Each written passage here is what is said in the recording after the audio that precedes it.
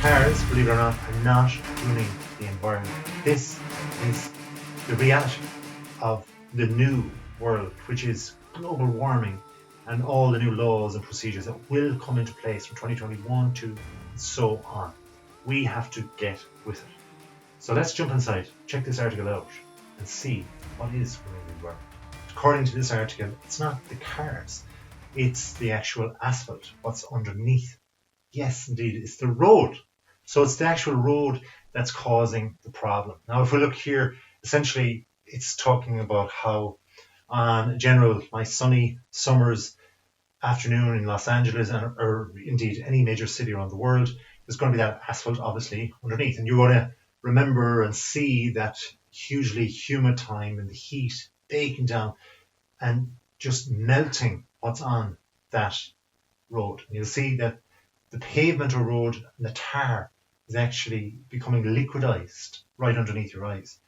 So they did this huge big study and they realized that the cars, naturally enough, the exhausts and the fumes that were being excreted, such as, from diesel or from petrol and so on, was probably going to be a huge problem for the environment. The emission rate, as we could see it perhaps on a nice day or going into the nighttime under a certain light, you could see the smoke bellowing, going up and so on, where you'd have that kind of destruction perhaps going on within the air. And even though they studied that and they felt, okay, this was definitely going to be a problem, we have to change our different cars and the fuels that we put into it, it wasn't in percentage as big a problem as they actually first thought. But what was underneath the cars, the road, was the big problem. And the size of the road, of course, means that it's going to have to carry a lot of cars, millions, in fact, in the cities. And so with that, there's going to be yards upon yards, meters upon meters, miles upon miles of road. And essentially, on one hot day, it's going to melt. And with the melting, it goes back into the atmosphere. And into the atmosphere, that's where you feel that smelly smog and that horrible feeling of being intoxicated around you. And of course, all those toxins then produce unwellness and the fact that you become respiratory ill. You have asthmas and heart disease and things like that that begin to become very prevalent in the society that surrounds a particular hot place that has big roads. So in fact, if you think about it, it's possible that a very good city council, a very good corporation, a very good government that's local, that's producing very good roads, are actually harming the people around them. So even though we think we're going faster, we're going further, and we perhaps maybe have an electric car, and we're improving or doing our bit for the environment, the reality is the weather itself is going to be combative with the road, isn't it? It's going to burn it. And it's happening before our very eyes. When we look and we see that burning sensation of the heat coming off the asphalt, it's actually what's going back into the atmosphere. And now, there's a brilliant paragraph here, quote unquote, the greatest amount of semi-volatile organic compounds escaped when the pavement was heated to 140 degrees Celsius. For those in the Fahrenheit, that is pretty warm, unbearable. You cannot survive beyond probably the 40 degrees, so 100 degrees more. The temperature of road paving, it said. The team reports in Science Advances. Emissions fell as the asphalt cooled, but remained constant and significant at 60 degrees Celsius. Again, that's much higher than what the human can bear, probably about 20 degrees. And this was a typical temperature for asphalt in Los Angeles during the summer for the duration of the 3-day experiment. This suggests that asphalt could be a long-lasting source of pollution.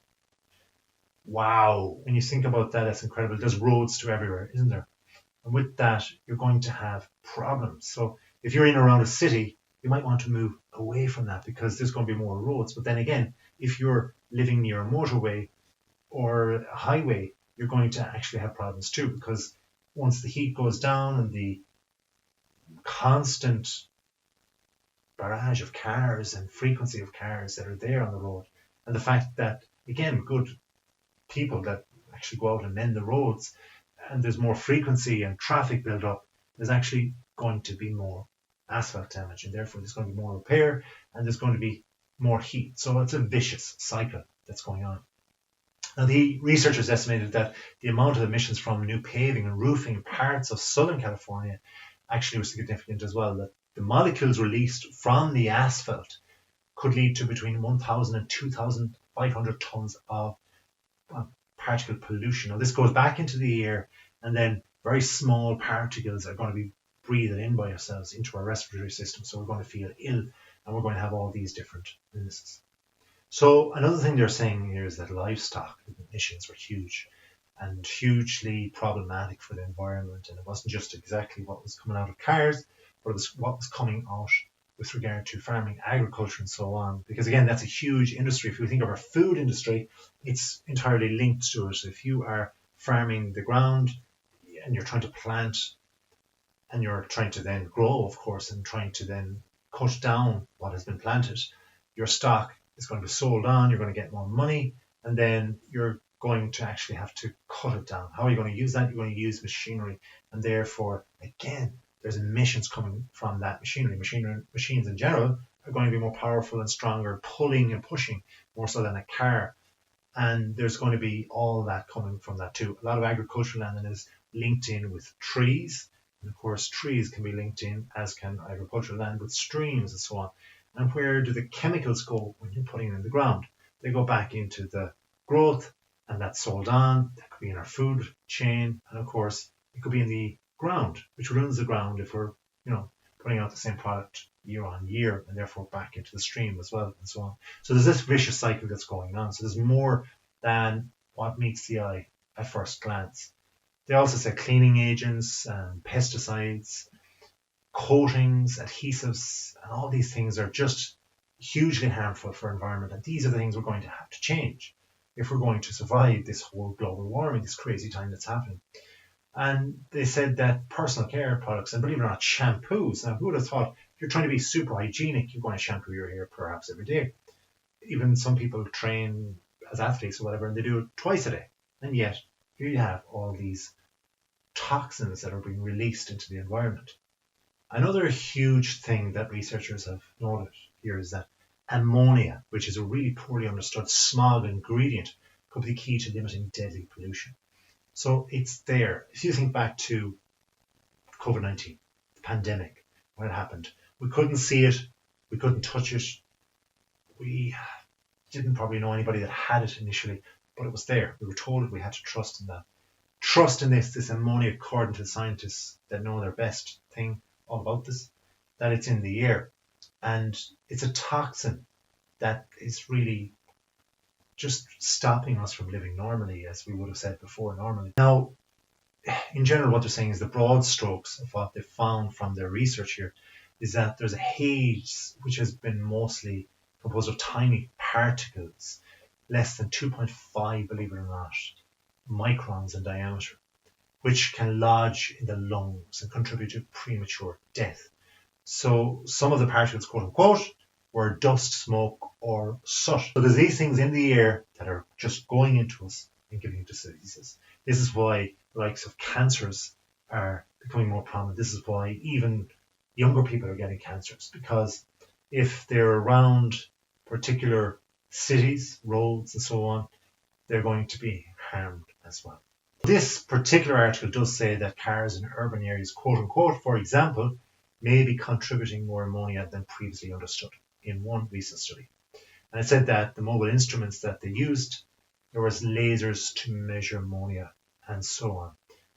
But they also said that in the grand scheme of things, believe it or not, vehicles were a fairly small source, which is really interesting.